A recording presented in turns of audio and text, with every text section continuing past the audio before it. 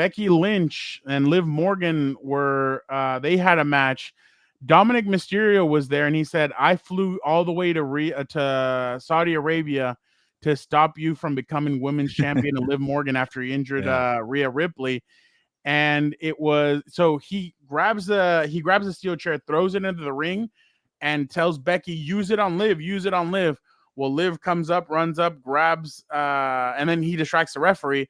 Liv comes up, grabs her, DDTs her, or does her her finisher onto the chair, pins Becky Lynch and becomes a new women's champion. Then on Monday Night Raw, they did a steel cage match, and Dominic again interfered with the match, and he helped Liv Morgan again, and then Liv Morgan gave him a big kiss after. And the dude that's a lucky guy right there. But also, I'll be very afraid to turn your back on Rhea Ripley. I know for that. I don't know what's going on there, but it's interesting. But Gilbert, real quick, before we get into the Liv stuff, Becky Lynch's contract runs out this week, so she will be taking a leave of absence.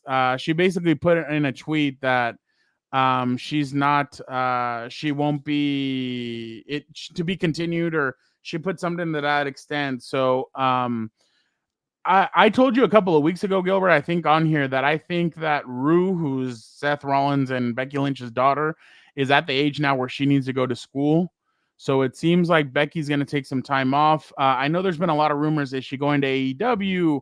I'm sure Tony Khan will be ringing her phone as soon as that contract expires, and will be saying, "Hey, we want to make you the highest paid women's wrestler in the world. Come with us." I would be very surprised if she actually accepted, for two reasons. One, her husband works in WWE. Two, exactly what's going on over here. You know the product. You don't know what's going on over there. There's weird stuff happening over there with like Mercedes Moné and the women's division. So if I'd stay with the company that I know, but we all know Becky's a big time competitor. She's one of the best wrestlers in the world, and I'm sure she's just gonna take time off, and I'm sure she'll be back by the Rumble or something like that. Because I had told you before, after WrestleMania, I thought she was gonna take time off, and they decided to bring her back after Rhea got hurt. Yeah. So now it seems like she'll be taking a sabbatical for a bit, and I don't think this is the end for her. I just think this is a see you later. We can't be on the road anymore with our daughter. Like, what we need to be. And then Seth is obviously injured. So today's Seth's birthday, and she posted, "I'm coming home to you." So I think they're gonna enjoy life a little bit, all three of them, and good for them. I mean, they've worked their asses off in the last few years, and now they get to spend time together. But it's definitely going to be interesting without Becky Lynch out there, because no matter what, she's loved all over. When she was here in San Diego, she got a huge pop when she came out. So Becky's still one of the top competitors. And again, I just do not see Rebecca Quinn being all elite, if I'm being completely honest. Just to kind of think along those lines of that far-fetched possibility, is like, and I'm going to be jumping the gun a little bit. You can correct me later, Fernando. No, you're good. MJF return, maybe with a new contract, maybe not. That's a question for you. But if he did return with a new contract, that's a big, I guess, keep or return for Tony Khan. He has the money. He convinced a superstar not to jump to the other side. Maybe he could do it with Becky Lynch. I know that's bringing her over is different than retaining a star, athlete in their prime. I get that. But the other part too, for now, like, maybe at AEW, there's more opportunities to be in the spotlight.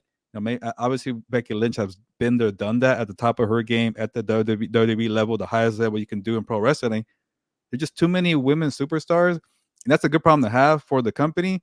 But like with Becky Lynch returning, finally got her shot at the title again. She kind of needed like a help, right? Like an injury to occur for Rhea Ripley to get that title run.